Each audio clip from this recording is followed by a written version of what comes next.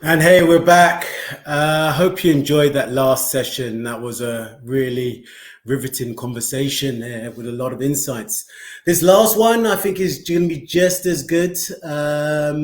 The topic here is why is there such a buzz regarding visual communication? And is there significant ROI to justify the investment considering the rate of technical evolution? We're in a state of hyper technological adoption, and everything is about having these new tools. But is it worth it? Is it going to actually add value? Our next speakers today are definitely going to be able to help us add some value to this and some insights to this topic. So without further ado, I'd like to introduce our speakers for today. So first of all, we have Susie Mathieson, the CEO of The Small Stuff. Hey there. Hey, did you have your own little applaud thing going on in the background? I don't know what that was. We have Zipporah Maubane, the CEO of Digital Ascent. Hello. Hey, Zipporah, we can't see your screen. We can't see your picture. We got William Holden, the co-founder of Vidu. Hey, hello. Will. Hey, thanks for having me, man. No worries. We got Richard Few, the CEO of Sales Geek. Hey, Richard. Hey, man. And last but not least, we have Owen Richards, the CEO of Air Marketing. Hey, Owen, how you doing, guys? Very well. Thanks for having us. Great. No, Zipporah, there's something wrong with your picture, but hopefully the guys in the background will sort that out. So, guys, just to kickstart this debate off, I'm sure you've seen the other formats, how it's kind of working. Want you all to just quickly do a round robin, answer this initial question for me, and then we're going to kind of see what comes out of that and kickstart the debate, and hopefully we'll flow from there. Yeah, I see Owen with his cheeky grin already. Okay, all right. So why is there a buzz? Why is there such a buzz in regards to audio, visual communication, and is there significant ROI to justify the investment considering the rate of technological evolution? Right, Susie, kick us off, please. Happy to. So good to be here. Thank you so much for having me. So why is there such a buzz? Well, a few years ago, we didn't do video calls. We didn't all have webcams in our laptops. And nowadays, that's just normal. So there's all this access to this technology, which used to cost lots and lots of money to invest in. So I think that's one of the reasons there's a buzz, is that it's easily accessible and everybody can do it. You can hold your smartphone there and do a quick selfie video. You can do an audio message. There's all sorts of things available to us. So I think that's the first key reason, is we've all got it at hand and it's ready to use. Mm-hmm. Okay, and do you think it's worth the investment? I mean, do you see an increased engagement from it? So I'm a massive fan of audio and visual communication. Huge. I use it a lot myself. I use it in LinkedIn messaging, for example. Yep. I'm a big fan of Loom. I think even as a small business owner, my tech stack is rather big. And I think that's one of the challenges we'll probably talk about in this debate as well, is the tech stack and when should we say stop. So I'm a big fan of using it, and I think it's a great way of reaching out to potential clients, existing clients, keeping communication going, and it shows that human side of us. So that's kind of my stance. Okay, brilliant. Zipporah, we do the ladies first, guys, yeah? Okay, you can see me, you can hear me, right? Yeah, we can see you and we can hear you. Yes. So Susie's absolutely right. The times have changed, and our customers and consumers, they really want to see who they're dealing with. There is no longer any room for any of us or our leaders or our clients to be digitally anonymous. That time has long passed. particularly after the pandemic, where we now rely so much on audiovisual devices for communication. But I've spent a lot of time working in a technology company listed here in South Africa in the Johannesburg Stock Exchange, and I was marketing different technologies. And as we're doing a lot of research around where technology is taking businesses and societies and governments in the world, we really found that, you know, the rate at which change is happening in the world is so fast, but technology is then accelerating this rate of change in the world. So we're not going to be able to run away from technology. Technology is embedded in everything now, if you think about an enterprise. So how HR works, how marketing works, how finance works, how we deliver services to our customers, everything is now powered through technology. But to your question around whether it's worth investing in these audiovisual or marketing technologies, I would say yes, of course, because for the first time, particularly for us in marketing, we are able to pinpoint the return on investment when we use new social media or new online media or digital platforms. So I think it's worth it. And there's so much sophistication around the marketing technologies. For instance, today, if you run a campaign and you're using a marketing technology to track and trace performance, you are able to see exactly where there's engagement with your content online. Where there's no engagement, you're able to identify, and it means that whoever you're targeting is open for new opportunities of communication, and you can send them the relevant information. So it is not even a choice, you know, whether companies or clients are going to be using technology in marketing and sales. It is imperative. It's something we can't do without. Okay, this is going to be an interesting debate. All right, Will.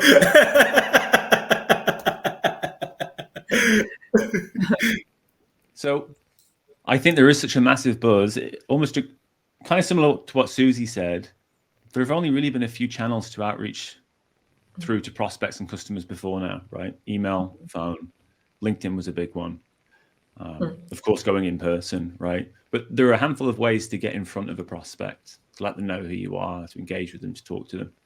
And this is a new one. Video, send in vidyards or looms, or getting on a call with somebody, or sending them GIFs, right? Or sending them voice notes on LinkedIn, the new voicemail. This is, when you look at the available channels, the pool of channels available, this is a massive increase in our ability to get in front of a prospect, right? All of a sudden now, we're pinging them on LinkedIn, they're getting notifications on the mobile phone, we're engaging with them through new forms of media. Like, who wouldn't want to do that? It's amazing. I now have this direct channel to my customer in a way that I never had before. It's awesome, and it'll complement my strategy on email and phone. So I think that's why it's become so pervasive. I think that's why so many people are now using these new tools, because it's less it's a new thing. It's more it's suddenly the step change in your outreach, in your arsenal. You have these new channels available to you, and everybody knows, like, multi-channel outreach and getting in front of your prospect in a number of different ways through different tools is the way to go, right? I think the challenge there comes in, well, picking up a phone and calling somebody. It's quite simple, right? You dial a number, you call them, ideally they answer, and then you have a value-based conversation and you figure stuff out. Wonderful. Maybe you make a few calls to do that, but still it's really scalable and really effective. I think where video and sometimes audio through things like LinkedIn, etc., falls down is it can be quite difficult to manage that at scale. I think this is where, you know, when we think about the cost, right? How do we justify that ROI? It's not really the cost in the video tool. Video tools are cheap. LinkedIn is free, you know? That doesn't cost much. It's the impact upon the seller, the person, the individual's workflow, right? Because every minute, every hour they spend on video is not an hour spent picking up a phone and having a conversation. It's not an hour spent going to visit somebody, right? Or doing research. So I think technology like this is here to stay. It's an invaluable medium for communication. We all know, and we've heard the stories about how successful video and other tools can be when the prospect engages with it. I think that the true cost comes in, well, how do you perfect that workflow? How do you build those systems that allow that seller not to spend 3 hours a day on video, but spend an hour a day on video and get a decent return on that? That's the investment I see. It's less the cost of the tool itself. It's more the total package cost of everything that comes around that. And it can be very difficult for a lot of folks to make a transition from phone, email, LinkedIn to this new age of like video, GIFs, audio notes, all this stuff. That can be quite disruptive and disorientating for folks, and it can absolutely wreck your productivity. So I think we need to be cautious, right? But I do believe there's a way.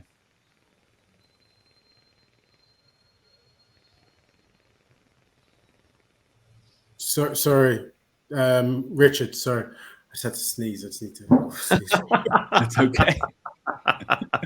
Another sneeze. I'm going to kick off by saying, Will Holden, amen, brother. I'm right with you on all of that. I think for me personally, it's an amazing tool, but it's a tool. It's not the tool. And I think that a lot of sales organizations and salespeople get quite binary sometimes about, should we be doing this or should we be doing this? And the reality is you need to be doing probably a mix of a number of things. And it's one of those things. Science proves that our ability to communicate and build trust is better particularly through video than it is just in voice. We know that. But to Will's point, the trade-off and the cost thing, it isn't in the cost of the platforms and the production of it, it's in time. And I think, again, a lot of sales organizations can quite often measure on input rather than output. So if you measure input, you're never going to produce as many videos as you do calls. That's just not going to happen. There's a time investment in that. But actually, might it lead to more meaningful conversations in the course of a day or a week? Possibly. And I think moreover, first of all, there's obviously been a big adoption, primarily driven by, I think, what happened in COVID and people having to utilize both live platforms, but also using video. But actually, we live in an on-demand society. Sky Plus, Netflix, Amazon Prime have existed for a long time. So we're used to consuming things when we want to consume them. But actually, we don't prospect to salespeople in that way. So if you think about the good old-fashioned phone, the biggest barrier to the phone is getting the right person at the right time, where they're able to have a conversation in the middle of a busy day. Well, actually, position a video in front of somebody kind of bypasses that a little bit and says it's here on demand, kind of when you want to listen to it, rather than me kind of forcing it through. But like I say, it's a tool, it's not the tool. Yeah. Thank you very much. Owen? So why is there a buzz? I'm not even sure there is a buzz. I think it's just, if we take it back to what we are as humans, audio and visual are our two natural communication strategies. I don't think any caveman ever went to talk to the guy next to him and wrote it down. I think they were talking and using their eyes and their ears to communicate with each other. So I think the buzz is around the fact that it's available and it's more readily available. So we use it, right? I think it's just very natural that we do that. And we're finding ways to do things better.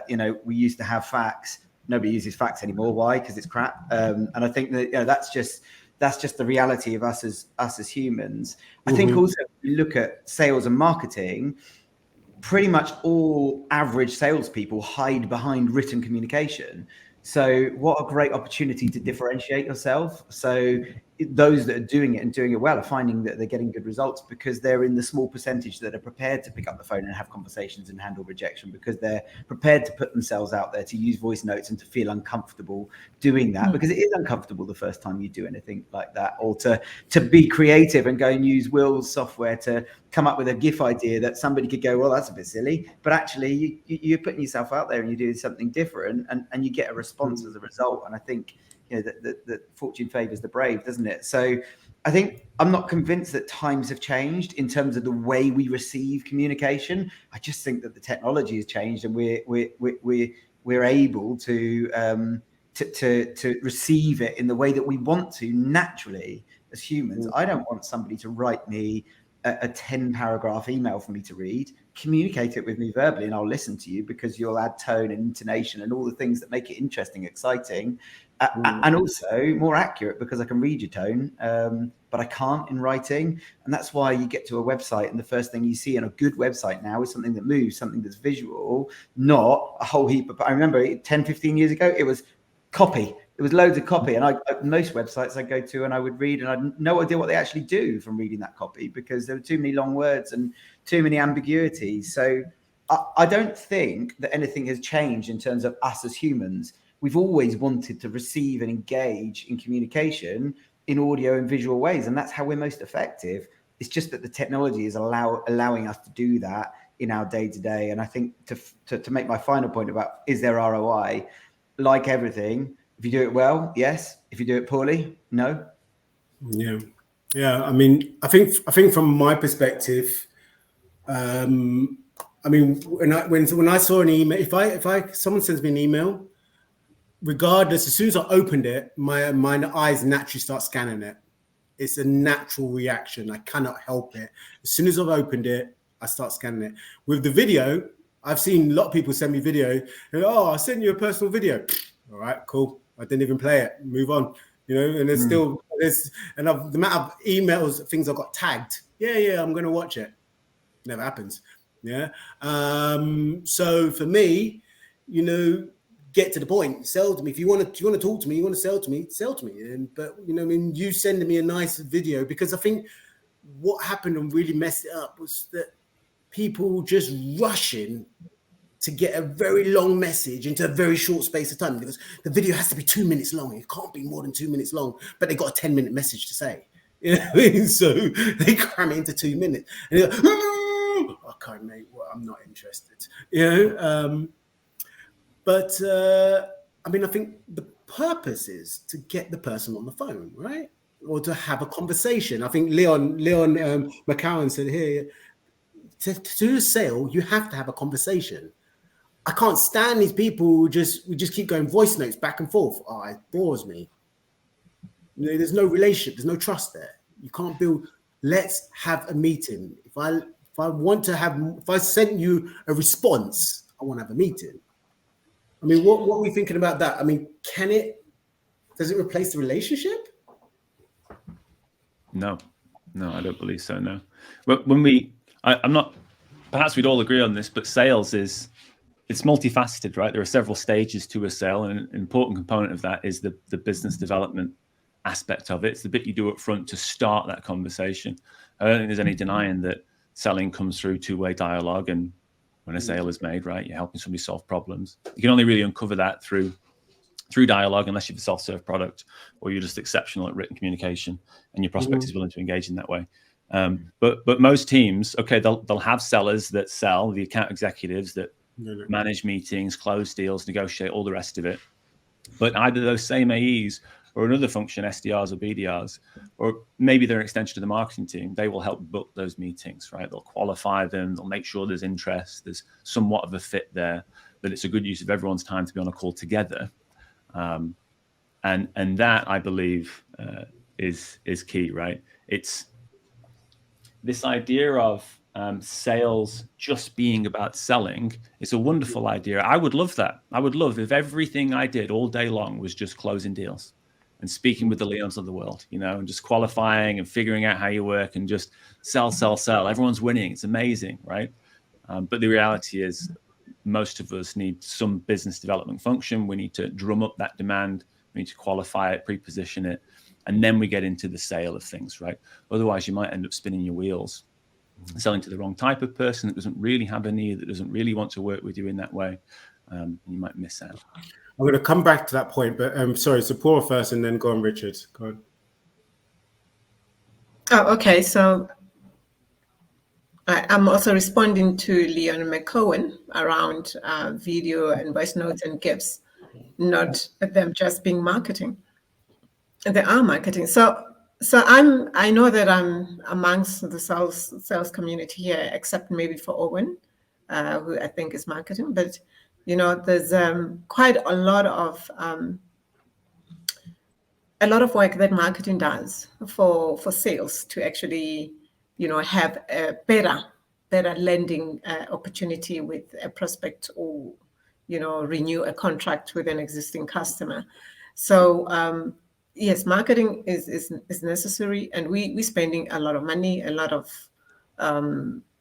time looking at different technologies, the different CRMs that can actually connect what sales is doing with what marketing is doing. So if there's a campaign that is running, how do you actually use technology to open up the results of those campaigns to marketing, to sales, so that sales can immediately act on any of the leads that are generated, begin to initiate the conversation and take everything forward. So I think you're absolutely right, Leon, that it's all marketing. And marketing, I think, is very important to create preference, to create interest, etc. from anyone who's looking at a service that we are offering. Yeah. Richard. So I just want to pick up on something that resonated when you were talking, Leon, actually. And I think like Will said, I think most organizations and most salespeople find prospecting and initiating conversation the hardest part of the sales process. Let's be fair, we've all met a ton of salespeople that just want to deal with the middle and bottom end of the sales funnel. They're scared and petrified about the stuff at the top. So it's a difficult practice, and there's obviously Owen's guys do it brilliantly, which is why a lot of people pay him than his guys, right, to go and do that, because it's a tough thing to go and do. But I think what you demonstrated, Leon, brilliantly is it's different strokes for different folks. So, and this is about knowing audience and being multi-channel in that approach, because you just said you'll read an email, you won't watch a video. As you and the organizers of this event know, I'm the complete opposite. I'm the guy that doesn't read email. I don't even read text-based messages often that I get on LinkedIn, but I'll watch a video. And for me, that's because in terms of my drivers, I assume that 99.9% of the emails that I get are generic and they're automated, and no one's taken any time to actually invest in starting a conversation with me. I'm part of the blanket. If someone sends me a video on LinkedIn, which has cost them nothing, and it starts with, "Hi, Richard," and they reference something about my business, they've immediately got me based on the law of reciprocity, right? That they've invested time in a piece of communication directly targeted to me. And that's not subjective. That's obviously been done. And so, but I think my point is we're all different. So communicate with different profile types in different ways. And I think me and you, Leon, are perfect examples of the opposites on that. Yeah, but bear in mind, I did communicate with you initially by email, yeah? I didn't send it. I've sent one video prospecting to my life. I'd recorded it about 5 times. I thought, this is a waste of time, mate. Yeah. But is it important, Leon, to find out? So if you're sending this email to 1,000 people, is it of interest to you as sales to know how many out of 1,000 actually opened it up or engaged with it or read it all the way down, got to the link if you've attached a link to a video? Is that important for you as sales? It is. One, yes, it would be important. I do have mail tracker on my emails and on my CRM and everything. 1, 2, I would never ever send 1,000 emails to somebody. I barely ever sent more than 40 emails in a period of time, because I don't do. I treat everybody individually. I really focus on quality and individually and personalization, and I've had to do that even more now. So as a result of Corona, and it's about understand my market, understand my customer, and hitting them with a direct message. And it hasn't failed me yet. I don't have a problem with it. In fact, I've actually gone back to email now as I'm trying to move back up, migrate off LinkedIn. And my emails is working fine.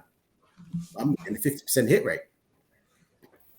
Yeah. Congratulations, Owen. I think that's fantastic, and I think you're a really good example of what's working well for you. And I think you've got that model kind of down for your business, and this is where we all want to get to, right? We all want to get to a place where we can figure out what works for us, and as Richard said, what works for our customers as well. And just to jump on that, Leon, you and I had some great interactions before this conference getting ready, and just we're not worthy of all the stuff that you've done in advance. And one of the things that Leon did for me was he sent me a video explaining the tool. It was 37 minutes long, and it was super useful, right? Because if Leon had to put that all into text, right, imagine how long that would be to read.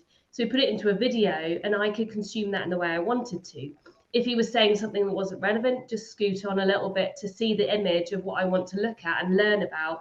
And then it's a very easy way to help somebody move along. So I think it's, what Leon's there demonstrated is that he also adjusts his approach depending on who he's talking to. He knows he's got somebody here on a panel who's talking about how much they love video. What does he do? He records a video for them, right? Brilliant, well done. And this is what I think we need to do, is we need to think about our audience and how we can make their lives easier for them. I agree with Leon McCowan. It's a two-way conversation. That's the goal. We want to have a conversation, be that a meeting, a Zoom meeting, a phone call. But in that lead up to it, it's about how can we make this easier for our audience. So let's think about Richard. He said he prefers to receive a video. Richard, if you're on a busy train and somebody sends you a video and you haven't got your headphones with you, what happens there? What would you do? Would you play the video or would you then wait? I'd watch it later. Watch it later, right? So what we need to think about is that sometimes we might choose something that is their preference, but it's not the right time for them. So what could we do to make Richard, make it easy for Richard? Maybe we need to put subtitles on that video. So if he's really intrigued by it, he can watch that video on silent and actually read the subtitles of what we were saying if we spiked his curiosity a bit. So I just wanted to kind of make that point that we all have to adjust. We all have to think about how we can attract the curiosity of the person we want to have that conversation with and how we can make life easier for them. So I just wanted to add that to the conversation. No, I think that's a very, very great point. Owen, I know you wanted to say something. Go on, sir. Always want to say something. I know. I can see your little grin. I've got to keep quiet. I just want to throw a bit of a bomb in the middle. I think we should be separating out audio and visual here to some degree as well. So all of us have talked about the fact that the ultimate is to get in a conversation. Nobody's talked about to get face-to-face meetings with somebody because the world has changed. We all accept that that's probably the second best. I actually think to some degree visual, and not all visual, but visual as a category, let's say, in sales and prospecting in particular. And Zipporah, just to clarify, Air Marketing is a sales and marketing agency, but we're more sales than marketing. So we've got 60 SDRs in the organization. And we're using all sorts of tools to try and generate pipeline for our clients. And the visual piece in what I see day to day around sales and account management and managing clients and communicating with people, it has absolutely added in some benefits for us, but it's also added in some negatives. So what used to be a 5-minute phone call is now a half-an-hour Teams call. And the efficiency of my day is awful because I think, well, why on earth? Because we're now having to get on a camera. People will email me or send me an invite to have a 2-minute conversation with me. And I'm thinking, just pick up the phone and have a conversation. And I genuinely think that efficiency piece has gone out the window because we feel like we have to see people. And business was always done effectively over the phone, and it still can be. Don't get me wrong, there's a time and a place, and there are certain meetings that are so like this, so much better that I can see Richard, I can see Susie, I can see people's face, and they're nodding along or going, "Oh, what you said is ridiculous." And I can see that when they're not talking. Can't do that on a conference call or a mobile call. But the efficiency reduction is absolutely there. I also think we're using it when we should use face-to-face. So, I've got account managers, account directors, client strategy director, who I want out seeing clients, because whilst we can build rapport on this platform, everyone thinks it's as good as face-to-face. It's not. It does not serve the same purpose. We do not build the same relationship, the same connection. We do not have those conversations. I talk about the conversation that you have after the meeting. When you're face-to-face, we have a meeting, we finish the meeting, the formalities are done, and we say, "What are you up to for the rest of the day?" Oh, you've got kids. Oh, yeah, and we're off on something else. When you hit end at the end of a Teams call, you're gone. And my final point is around we've added in more channels to an already ineffective sales world. So you've got sales professionals who are far from mastering the phone, far from mastering face-to-face conversations, far from mastering LinkedIn or email, and now we're adding in, GIFs, video prospecting, voice notes. They've got to be good at that as well. And I think, don't get me wrong, if that's their skill, get them focused on the thing that they're good at. But a good SDR now apparently has to be good at 7 or 8 different things that take different skill sets. So we've actually made people's jobs less efficient, harder, and less effective by adding in audio, as well as in other times more effective and better. But I think you don't have to use it all the time. Yeah, no, and I want to second that point, because I get this a lot. "Oh yeah, Leon, I saw your profile, LinkedIn, we have similar interests. Let's meet for a virtual coffee." No, Tell me what you do first, then let me decide if I want to have a meeting with you, buddy. You know what I mean? Oh, I just want to have a friendly handshake and just get to know each other. No, I'm busy. Tell me what you do first. If you can't convince me with 2-3 lines, I'm not interested, buddy. You know what I mean? I'm really You're coming across as really grumpy, Leon. I've got to just say. No, mate, no. This virtual coffee word, it really annoys me, mate. Virtual coffee, you know what I mean? That word should be banned. You know what I mean? Virtual coffee. No. I don't disagree, but it's just funny to take the mick at you. No. I think I need to get one of our sales guys to prospect Leon and see how they get on. No. One of your sales guys prospected me. I'm like, Owen, your sales guys. I was like, oh yeah. I'm like, mate, you don't really know what I do you, mate? No. Sorry, no, I'm not having a meeting.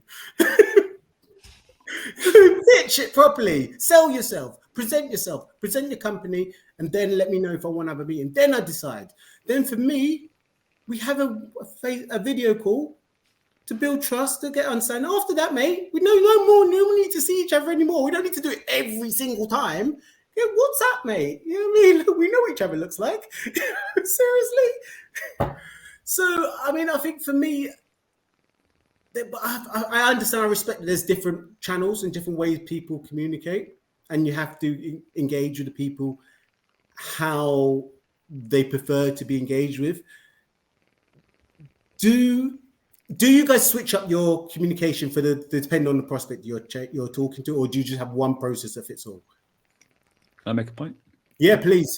Sorry, if you guys can put your name in there to say, yeah, you want to make a point, I can read it there. So sometimes I can see everybody. Sorry. Oh no, awesome. So I'll say something now that links in with what you just mentioned there about is it a one size fits all, let's say, or do you change your approach? And I think this is where a lot of folks fall down, and this is where Owen's point comes in. It's not 1 or 2 tools anymore. It's 7, it's 10 of them, right? And just the cognitive workload for a seller to manage all that crap at the same time. Like, God forbid, maybe making a video requires a slightly different skill set than picking up the phone as well. I mean, it just compounds on top of itself, and it becomes this enormous Frankenstein of a workflow and a day. And all that context switching can be very, very difficult, right? So I think beneath all of this, Owen made a great point, before we get into technology and new ways of expressing ourselves and getting in front of people, we need to walk before we run, right? There's this question of fundamentals, and this links to your point, perhaps, Leon. Yes, I think we absolutely should speak with different prospects, personas, industry, sectors, etc., in different ways. We should, exactly to your point, we should be showing up in a way that demonstrates that we know them, we understand them, or at least we've done as much research as we possibly can do within the time we have to demonstrate that credibility, right? And give ourselves a reasoning for having a conversation and make it clear to Leon why we should be talking. So I think some form of segmentation within your sales process to say, we speak with these people about these sorts of things. These people, they're a bit different. We'll talk about these sorts of things. Right? I think that's very, very important. But that's the foundation we need to lay, right? An understanding of our personas, who we're talking to and what about. Why would they care to engage with us? And then once we've nailed that, call it go-to-market positioning or language or whatever you want, right? Once we understand what we sell, to whom, why they would want to hear about it, the problems we solve for them, once we've nailed that, then we can start to think about, well, how do we express it? Is it through an email? Is it through a GIF? Do we pick up the phone? Do we get on video? Do we send them a voice note? Do we send them written mail? Do we show it to their office? And I'd probably argue it's all those things. Right? It's all those things today to give yourself the best possible chance of succeeding. The pitfall, the trap we can fall into is when we try and do all those things too quickly without doing everything that came before it. Language, positioning, understanding what the hell it is you have to offer, becoming fluent in that, right? Otherwise, you'll end up spinning your wheels for 2 hours recording video. You might record 3 or 4 of them because you've had to do so many retakes. And all the while, you've got Owen over your shoulder saying, pick up the fucking phone, and he's right to say it. He's absolutely right to say it. So I think audio, visual communication, video, voice notes, etc., they're not for everyone. They're for a large audience, but I do think it comes after the fundamentals have been laid. And that's all your sales enablement, your coaching, all your training, your past experience. You can't just throw a new rep in on day one with 15 tools to work with, which is what a lot of tech companies and a lot of sales teams do now. Massive tech stack, get after it.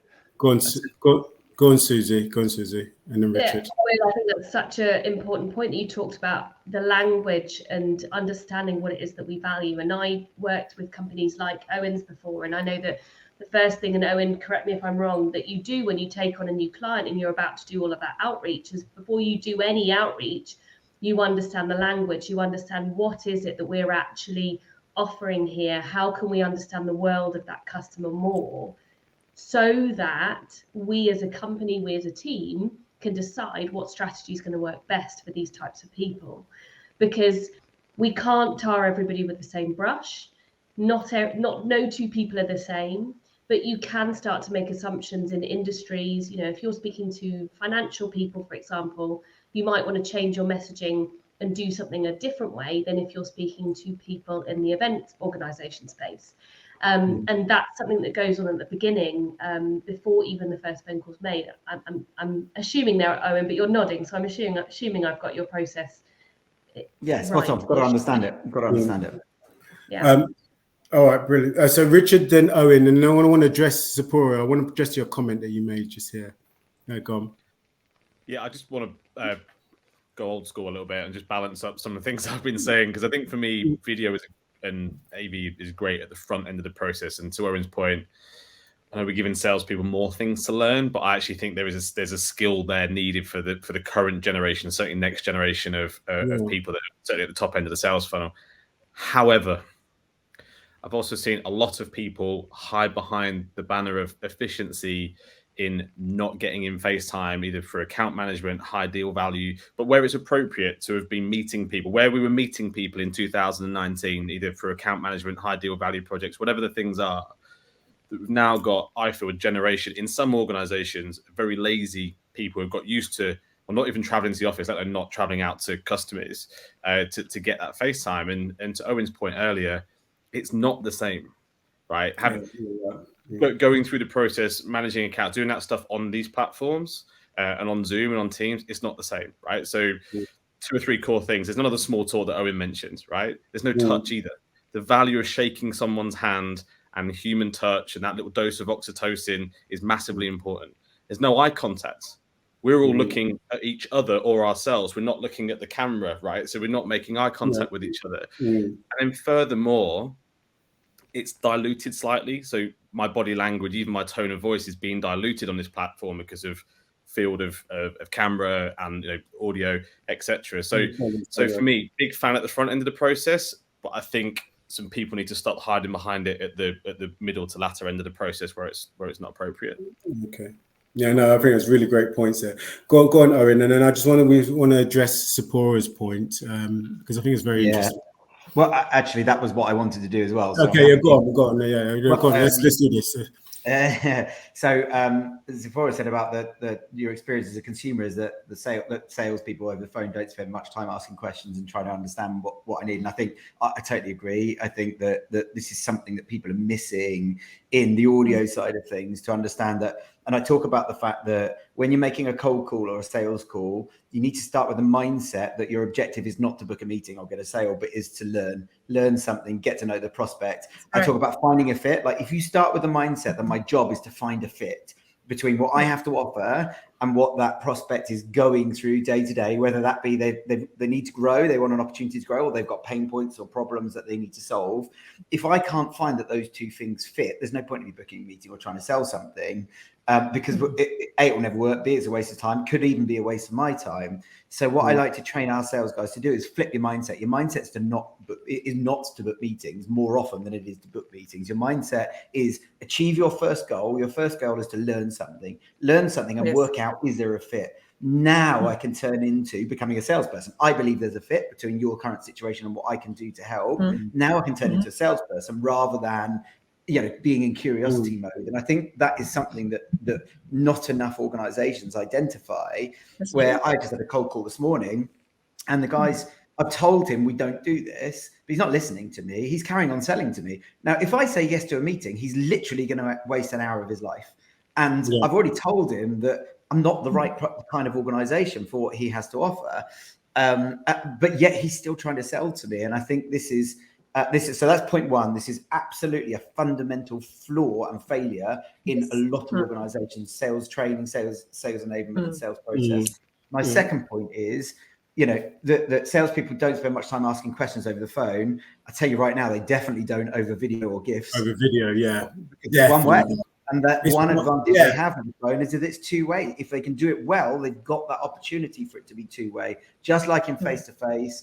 Just like if you're out meeting someone at a networking event and you bump into them there and you find there's an opportunity in that, it's two-way. We communicate two-way as humans.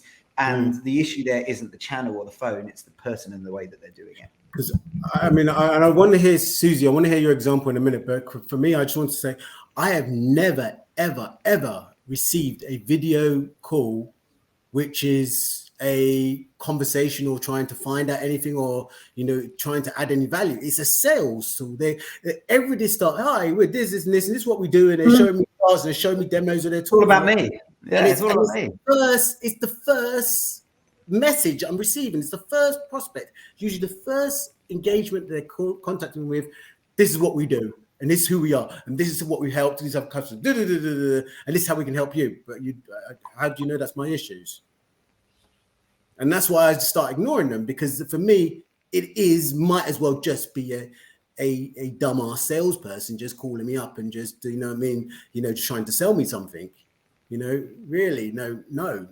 A better, at least an email, you can put a question in there. Yeah, is this something you're open to? Question mark. You can do that with video as well. What's your name? What do you do in that video, Liam? You can do it.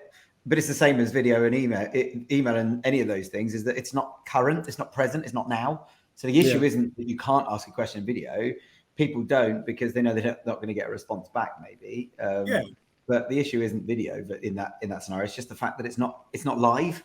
And that's what you can't replace versus a live video call in person or over the phone, which are the only channels that I can think of that allow you to do that are, I get a live response and I get to see your response in live time, get to see how you react to it. When Richard sat on that train watching a video on mute with subtitles, I've got no idea how he's responding. He could be sticking two fingers up at it for all I know. I've got no idea what he is thinking as he watches that live time. And then he gets to think about his response and 2 hours later come back to me and or ignore me, more likely. That is the beauty of audio and live visual that you cannot replace with any other channel, is that it is two-way, live, present in the moment. You'd have no idea what Richard thought of your phone call on that train either, because he just wouldn't answer it, would he? He makes grunting noises when he's happy. Yeah. Sorry. Can I jump in? Sorry. Susie wants to speak. Sorry. Okay. Just a very, very fast point. I agree with everything that's being said here. It's about how it's used.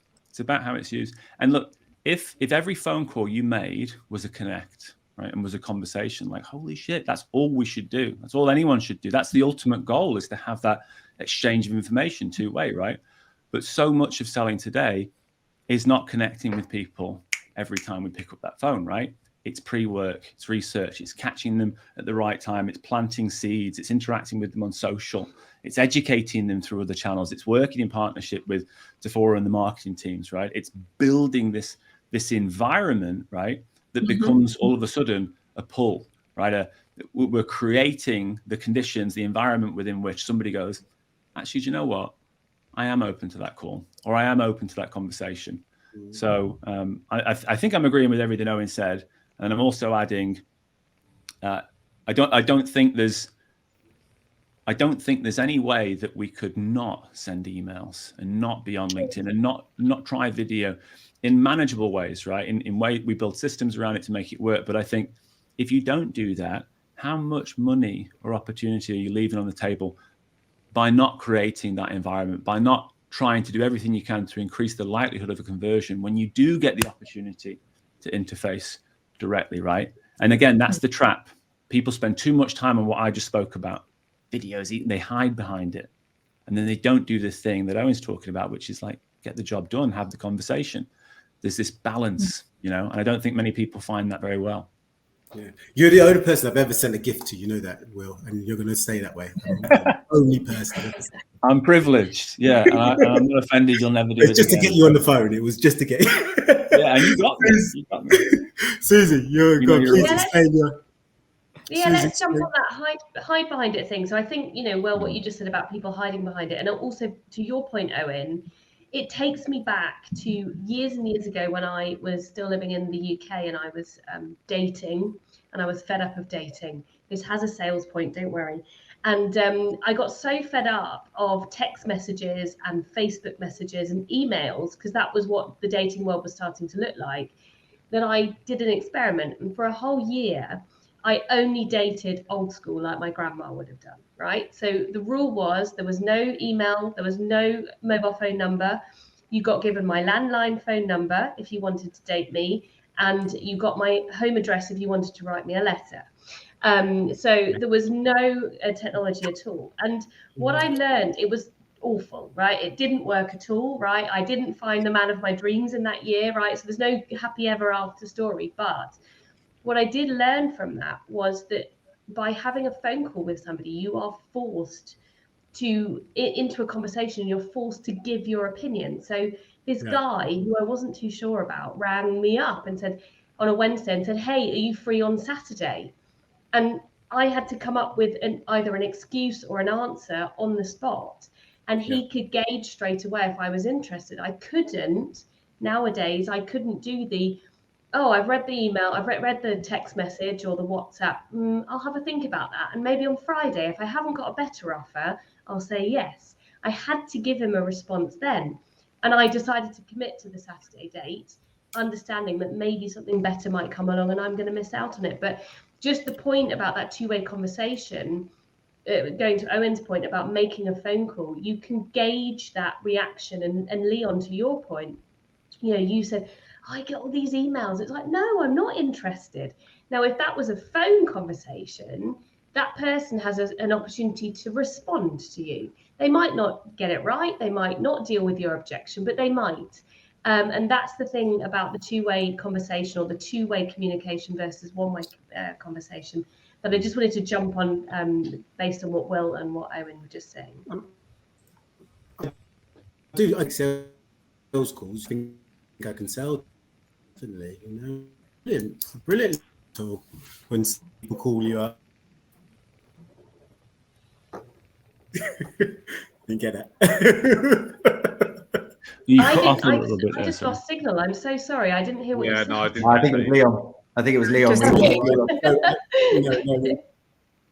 it was just me, was it? Okay, no. So I say I take sales calls when I think that there's an opportunity for me to sell. So that's my lead gen, my new lead gen tool. So one of those. No, I mean, I'm sorry for me. You know what I mean? I don't take sales calls from SDRs or A's or these kind of people. Do you know what I mean? They usually get a brunt end of the stick. But if it's a CEO or someone high level who I know that there's a good opportunity for me to do business as well, there it's a barter deal, win-win deal. I'll take it and I'll listen to what they got to say. Because I think this is a new way of moving forward. It's got to be win-win. It can't this buyer-seller relationship. You know what I mean? Come on, man. Really, let's help each other to grow. Cooperation. That's the word of this. The theme of this conference. Cooperation. Yeah, we work together, help each other.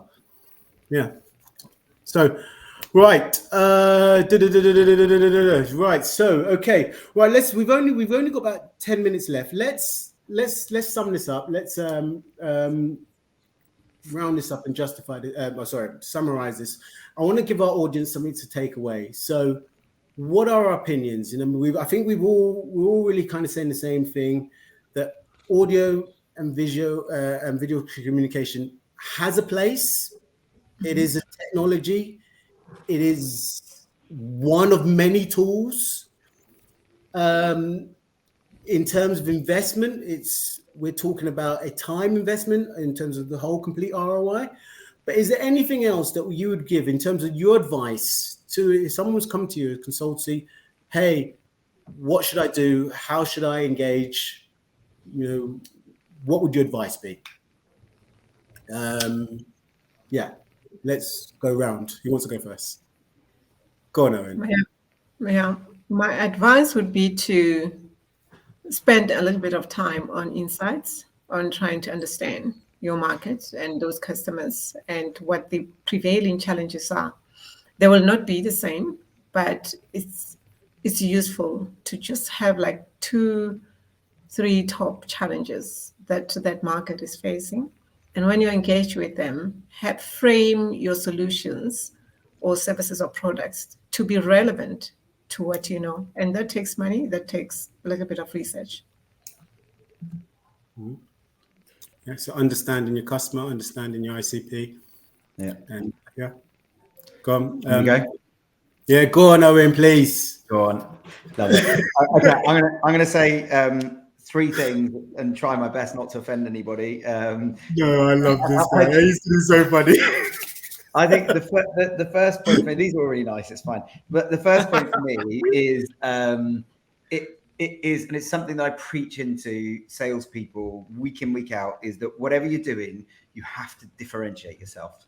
It is one of my favorite phrases in sales. So if everybody else is hitting your target market, sending gifts, don't do it. If everybody else is using the phone and you don't do it, find a way to be different. Or if you are going to use the same channel, do it a different way. Don't be a copycat. And I think, it doesn't matter what channel you're using.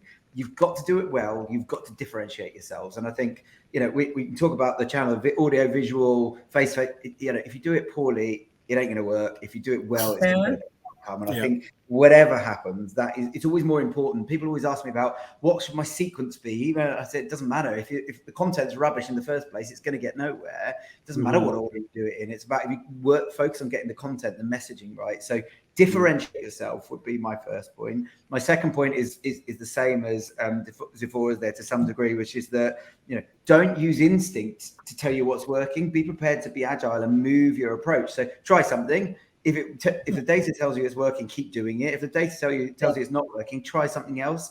We could all sit here and design a go-to-market strategy for another company that we don't know much about, and we would all get it wrong first time. Every single one of us, with all our experience and all the years of trying to do this and seeing what works and what doesn't, we'd all get it wrong, all right? Every single one of us. And we'd all have to iterate and bring in new ways of doing things. And data is what helps you do that. And so many organizational leaders I speak to, CEOs, founders, VPs of sales, CMOs, I ask them, okay, what percentage of the time does that work? How does that work for you? And they go, yeah, I think it works really well. What does that mean? Like, give me the numbers underneath. They don't know. They don't know because they haven't got the data. That's true. So that's 2. My third one is, and this is our mantra in our organization, be brave, sell more. If you do things in a boring way, you'll get a boring outcome. If you do things in a mundane way, that's what you deserve at the end of it. So if you just say, hi, this is Owen calling from Air Marketing. How are you today? Guess what? Leon is definitely going to switch off, but so is probably everybody else on this call. You got to stand out. You've got to be brave. So yes, it feels uncomfortable getting on the phone and talking to people in live time because you have to get a response. And a lot of the time that's no. Yes, it feels uncomfortable getting to a networking event and having to meet lots of new people and shake hands with people you've never met before. Yes, it feels uncomfortable putting yourself in front of a camera and having to say something and watch it back, or recording a voice note and having to listen to your own voice for the first time. But these things are there as tools for you to go and make work. Go master one and then master the next. And be brave, put yourself in an uncomfortable position, because if you keep doing what's comfortable to you, which, let's face it, is hiding behind email, hiding behind LinkedIn message, pretending like you're creating really original content every day. You're not. You're just saying the same as everybody else. That's lovely and comfortable, and it makes you look like you're doing activity. So your boss is probably happy that they're not measuring the data of what's working or not, but it ain't getting you anywhere. If you want to be successful, you've got to be brave, and then that will help you sell more. I love how you keep saying that sending emails and messages is hiding, but sending emails is a very core part of my process. That's fine, and it should be a part, but my issue isn't with it being a component of. It's that the worst salespeople I've ever worked with are the ones that don't want to do anything else. Yeah. Okay. All right. Fine. Fair enough. Richard, go on. Yeah. Yeah, so I guess in terms of key takeaways, I'm on board with everything that Owen's saying there. I think try some stuff at an organizational level. Again, you want to be brave as an organization. You also want your salespeople to be brave. So try some stuff, get outside your comfort zone, and do some things differently. Definitely, again, to echo what Owen said, be a flamingo in a flock of pigeons. If everyone in your world is doing something, do the other thing and stand out and be different. And then my last 2 points, without reservation. are, there's an old lyric, right? It's not what you do, it's the way that you do it. Yeah. Every channel is rubbish if you do it rubbish, and most channels could be great if you do it great. So it's actually more about the execution rather than the what should you do. It's more about how you go and do it. And then the last point for me is, I think we've got an amazingly talented generation of young salespeople coming into our world who are naturally more skilled in other media and other platforms. And I think there's a degree of education for our sales leaders about what good looks like in terms of activity and how we're engaging. And I think the guys at Air particularly, they're very lucky. They've got forward-thinking, creative leaders in their organization. Unfortunately, there's also a lot of salespeople that work in organizations where the sales leadership are pretty old school and they don't value the same things that maybe actually work now in the real world. If you've got 18, 19, 20-year-old people coming into your organization with amazing AV-based skills and social-based skills, let them play to their strengths. Don't manage it out of them. Yeah, definitely. No, I totally agree with that. Susie? Such good points already. I'm loving that be brave, sell more. And also it's not what you do, it's the way you do it. So definitely going to be stealing some of your catchphrases, people. For me, I think it's about... for me, I agree with everything so far. And what I really want to talk about is the beginning of the process. And that's the thing that I take away is, if you can be personable at the beginning of the process, you're going to help yourself to get through that door, perhaps. And an example of this, and it's actually not quite from sales, but it's from employee engagement, is I do a lot of sales training for big sales teams. They get that email that says, hey, you need to show up to this virtual selling with this trainer. And people just weren't showing up. They weren't prioritizing it, even if they were told they had to. And what we changed was just one small thing. I recorded a video to introduce myself, showing who I was and saying, I'd love to see you at the virtual training. And guess what? The show up numbers increased quite significantly there because I'd created that bridge between an email and that was very impersonable to being a human being and showing them and giving them something to be curious about. So for me, I think I would like to encourage people to think about using video, audio, other ways of communicating at the beginning of the process, be that sales process, employee engagement, and changing it up there. Brilliant. Will, go on, finish us. You haven't said anything, you haven't rounded up. No, my pleasure. I'll take the honor. So for me, I agree with everything that's been said, really. Kind of underpinning the theme that runs through all of this is focus on fundamentals. Know what you're saying, who you're saying it to, why you're saying it to them. Execution and the medium for communication, all of that comes kind of after that. If what you're putting out is garbage, if it's nonsensical or it's not thoughtful, doesn't demonstrate that you understand the buyer, the prospect. If it's just an abuse of their time, can I have a virtual coffee? Lazy prospecting. That probably shouldn't go into any channel. Shouldn't be done over the phone. Shouldn't be sent in an email. God forbid you put it into video. Okay. So I do agree with this. There's this notion of running before we can walk, right? With layering on these tools. I think there are some tools that are just mainstays and staples of sales outreach, and they allow you an opportunity to hone your pitch, craft your messaging. The phone's a great example of that because it's this immediate two-way dialogue when they pick up, right? Pretty quickly whether that went well or went bad, and you're probably going to learn something, wonderful. But once you've nailed down that messaging, once you've nailed down that approach, you understand that what you're bringing to market is valuable for a subsection of prospects, find every way under the sun to package that up and get it in front of people. If they're not going to pick up the phone, great, send them an email. If they don't like emails, awesome, get them on LinkedIn. If you need to go and knock on the door and go for a visit in person unannounced, do that too, right? There are questions about how all these things scale and how they work together. But in my mind, there's no doubt that the more you can leverage to get your message in front of your customer, not in a way that's annoying and repetitive, but if you've got a genuine story to tell, that's varied, that's interesting, that's full of value to them. And this is what cadences are, right? Email, phone, LinkedIn, video, like the whole shebang.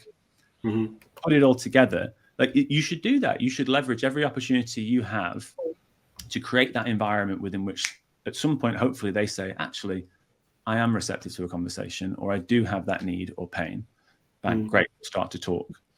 I think the issue comes when we don't put in place, we just say, oh, wouldn't it be great if we started doing videos like TikTok? Or I know, let's pick up Vidyard and let's all start sending out Vidyard videos or whatever, right? And then it takes you an hour or 2 or 3 and it wrecks your productivity numbers and you've not made the rest of it. Yeah. That's where the problem comes in. So for me, focus on fundamentals. Do leverage every opportunity you have to get new channels and new mediums to get in front of people with. We've not even spoken about gifting, putting things in the post to people. I mean, I don't feel you can have it. I don't think you can have too much of it, right? What I do think, though, and this is the final point, is if you don't have a system that operationalizes all of this, that manages a rep's 8-hour working day, right? Down to work however long you want, but if we can't get it done within 8 to 10 hours a day, we need a closer look at that. So lost my train of thought at the end there, but so many people just come into the office with a new idea, like we should do this thing. How does that relate to everything else that we're doing? Where does the resource and the capacity come from to do that well? And then how do we actually measure it to know if we should keep doing it or change tack? You know, so I don't think we can shy away from these new things. We just need to be cautious in how we implement them. Well, that's really great. I think if I was to summarize this, and I think one thing that we didn't really touch on, and I was kind of hoping we'd get there, was culture and generation. And I think those are 2 very, very important points. You guys all mentioned different ways I communicated with you. And what you realize, if you actually sit back and look at it, is I communicated you guys how you want to be communicated with. Will I communicate with you a GIF? You know, Susie, when I had a long video, I see you did a lot of videos. When I had a long message, I did use a video, do you know? And Richard, we communicated by LinkedIn, buddy. You know what I mean? We met on LinkedIn. You added me. We talked on LinkedIn. But I kept it short and sweet. You know what I mean? I understand. You know, and same with Owen. I think you connected with me after you tried to sell to me. After James's after James's. I don't know what you're talking about. I wouldn't try to sell something. Yeah, he did. You did. Oh yeah, what did you think of the conference? I'm like, he was just trying to learn something. Yeah, let's have a call, mate. That wasn't me. That was my marketing team. By the end of it, I signed my conference. Yeah.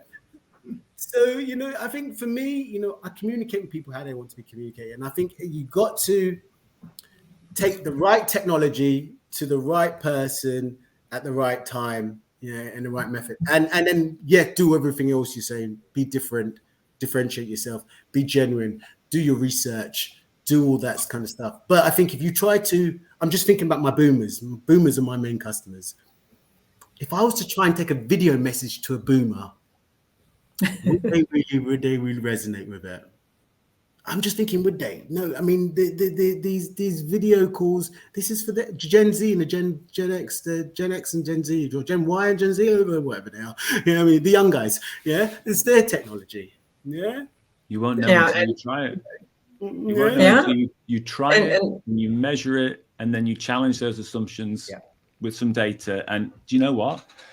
I feel it. Probably going to be less effective than hitting up a 27-year-old, 30-year-old millennial in a tech company. Maybe that's my instinct. Well, it's something you probably owe the business to disprove to yourself, So. But I also think that there's certain cultures, especially Susie, living in Germany, Germans are process driven. They like a good process. They don't want you. You can call them up. You can cold call them. You could do whatever you want. They're going to come, oh yeah, that's very nice. Send me your company portfolio. Yeah, that's what they're going to ask you for, because there's a process and they want to see the information first. They want that. So, what I do when I call up, when I contact a German, I'm like, hey, saw this. Here's my company portfolio. Have a read. Tell me what you think. I'll give you a call back in a couple of days and let's see if we can schedule a call. I do that first, cut that bit out, try and shorten that process because I understand their culture. And I think by bringing in people's culture, and this is what we talk about, how people want to be sold to, is just as important as how you're selling to them. You know what I mean? And how, differentiating yourself. You can only differentiate yourself so much. If they don't want that differentiation, it's hard. And I think you're touching on a whole new panel discussion. So let's get that scheduled in for next year. Think about cultural changes in sales. The one thing I would just add to that is absolutely we can take guides, but it's really important that we don't stereotype. And it's really important that we understand that every single person is a human being and we're all unique. And, just because I'm British or just because I'm a female or just because I'm 42 years old doesn't mean I'm always going to perform in a particular way, because life throws shit at us. Changes that, language. And Many things Jesus might catch me on a bad day. So it's so important that we're able to adjust and flex to the person that we've got in front of us right then as well. So let's put that on the agenda for 2023, Leon. Okay, and the one last thing, sorry, was that that I think we kind of touched on it. Is I think Will, you touched on it. Is that play to your strengths? Hey, you know what? Yes. That was Richard had a great point about not managing these behaviors out of people if it is a strength of this. Sorry. That gift thing. Do you know it took me nearly 2 hours to send that message? Playing about that. I'm like, what? This is annoying. I achieved my goal earlier about efficiency. He didn't use video. Owen. She loved it. He's playing into the pitch. He didn't use video. Leon, can I just make a point just about? And Zipporah made this point first around the data piece, and Susie's backed it up around making assumptions. People change as well. So my mum now only communicates with me via flipping FaceTime. She won't phone me normally or text. She'll always phone me on FaceTime, and it'll always be a video call. 5 years ago, she didn't know what buttons to press to make that work, and now it's the only way that she'll do it. So, follow the data consistently, because it will change and people will change. And we're here talking about something that 5 years ago we weren't using Teams and Zoom at the same level. So. Totally agree. That's evidence. It's the science that proves that generationally we adjust our behaviors down. So, so if you take baby boomers, you mentioned, most baby boomers' children are millennials, given the age gap. And millennials are now the dominant, well, maybe moving through, but the dominant volume of population in the workforce. So the people, the Gen Xers and the baby boomers above them will be adjusting their behaviors towards the technologies and the things that they're using. So older generations are always evolving and changing to the younger generations. It doesn't go the other way. But you probably haven't heard in Germany, we've got an older generation problem here. But you're absolutely right. You're absolutely right, though. Guys, listen, it's 3 minutes to. I want to close this down. Thank you very much for your time today. It was a real pleasure speaking with you all. Just so you know, so there is a networking room set up for you guys to talk to customers or potential prospects or people who are interested in talking with you guys and getting more your one-on-one insights on this subject. It is set up for my head 4:20 to 5, because you're group 3. 4:20 to 5. That's CET, guys. So for you guys, it's an hour behind. It's not mandatory. If you want to go there, sit there. There'll be a room up to 50 people can sit in there, and you guys can speak to people and hopefully maybe to get some leads and stuff afterwards. We're going to. Did you want to say something, Richard, before you had your hand up? No, okay. We're going to take a short break now. Always be lead genning, Leon. Pardon? Always be prospecting. Always be close. Guys, we're going to take a short break. Thank you very much for your time. It was a pleasure speaking with you. Thanks, everyone. Thank you. And we look forward to seeing you all again soon. Thank you very much. Thanks, everyone. Nice to meet you. Bye.